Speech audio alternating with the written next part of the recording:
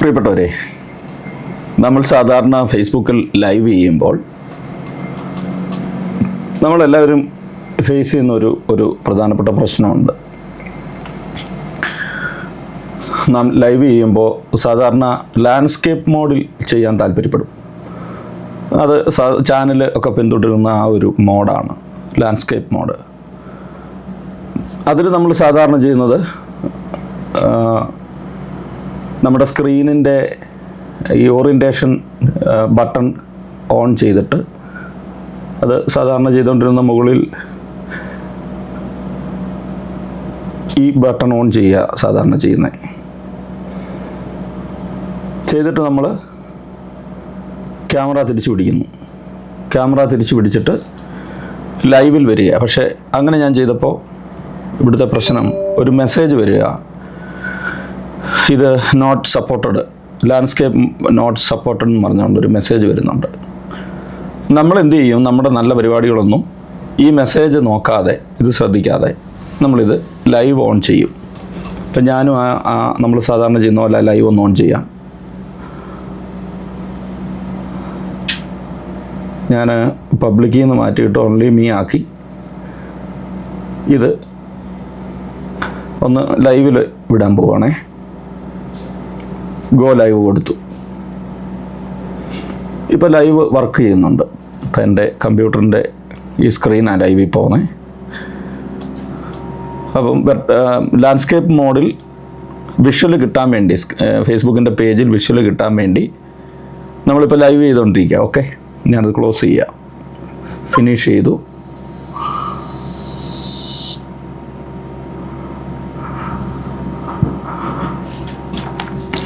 ഇനി പേജിൽ കയറി നമുക്ക് നോക്കാം.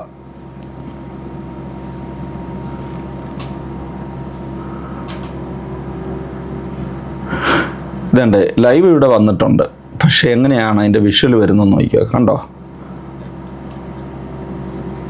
തിരിഞ്ഞാ വന്നിരിക്കുന്നത്. നമ്മൾ ഉദ്ദേശിച്ചത് ലാൻഡ്സ്കേപ്പ് മോഡിൽ വരണമെന്നാണ്. പക്ഷേ കമ്പ്യൂട്ടറിൻ്റെ സ്ക്രീൻ ഇപ്പം നേരെ വെർട്ടിക്കലായിപ്പോയി.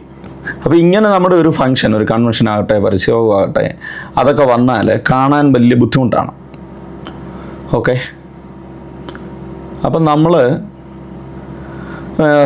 നല്ല പ്രോഗ്രാമൊക്കെ പ്രതീക്ഷയോടെ റെക്കോർഡ് ചെയ്തു. പക്ഷെ അത് നല്ല രീതിയിൽ കാണാൻ പറ്റാതെ വന്നു. ഇതിനൊരു പരിഹാരം ഞാൻ പറയാം, നിങ്ങൾ ശ്രദ്ധിക്കുക. ഇതിനൊരു പരിഹാരം എന്ന് പറയുന്നത്,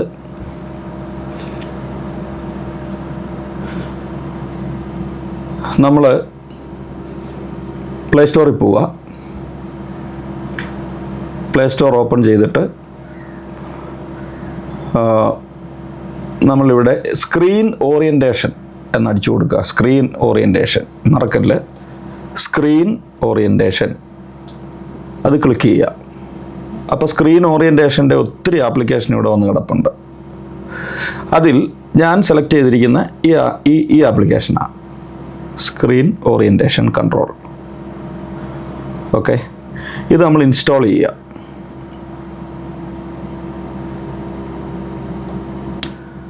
മൊബൈൽ ഇൻസ്റ്റാൾ ചെയ്തു. ഇനി നമുക്കത് ഓപ്പൺ ചെയ്യാം. ഓപ്പൺ ചെയ്യുന്ന മെസ്സേജ് എന്താണെന്ന് ചോദിച്ചാൽ, എൻ്റെ മൊബൈലിൽ ഞാൻ ഈ ആവശ്യമില്ലാത്ത ആപ്ലിക്കേഷനൊന്നും ഓട്ടോമാറ്റിക്കായിട്ട് ഡൗൺലോഡായി വർക്കാകാതെ, ഓപ്പൺ ആകാതിരിക്കാൻ ഞാൻ സെറ്റിങ്സിനകത്ത് മാറ്റിയിട്ടുണ്ട്. നിങ്ങൾക്ക് അങ്ങനെ ഉണ്ടോ എന്ന് ചെക്ക് ചെയ്യുക. ഞാൻ സെറ്റിങ്സിൽ പോയിട്ട് ഓറിയൻറ്റേഷൻ കൺട്രോൾ ഓൺ ചെയ്യുമ്പോൾ അവിടെ അത് എനേബിൾ ആക്കാൻ വേണ്ടി ഒരു സ്വിച്ച് കൊടുത്തിട്ടുണ്ട്. ഞാനത് എനേബിൾ ആക്കി. ഇപ്പോൾ എനിക്ക് എൻ്റെ മൊബൈലിൽ ഓറിയൻറ്റേഷൻ വർക്ക് ചെയ്യും. ഇനി നമുക്ക് ചെയ്യേണ്ടത് എന്നാന്ന് ചോദിച്ചാൽ, ഈ ഓറിയൻറ്റേഷൻ ഓൺ ചെയ്യുക.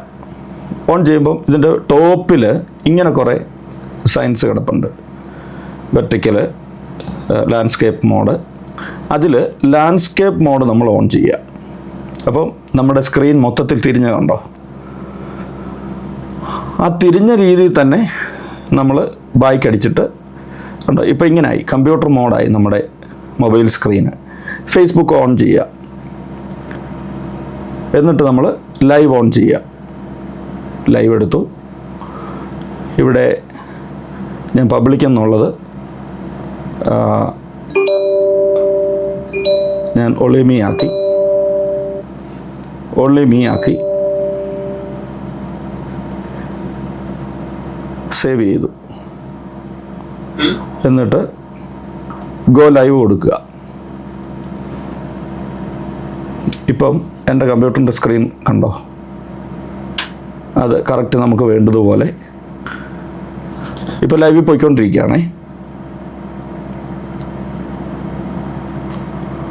ഓക്കെ, ഞാനിനി ലൈവ് ക്ലോസ് ചെയ്യാം.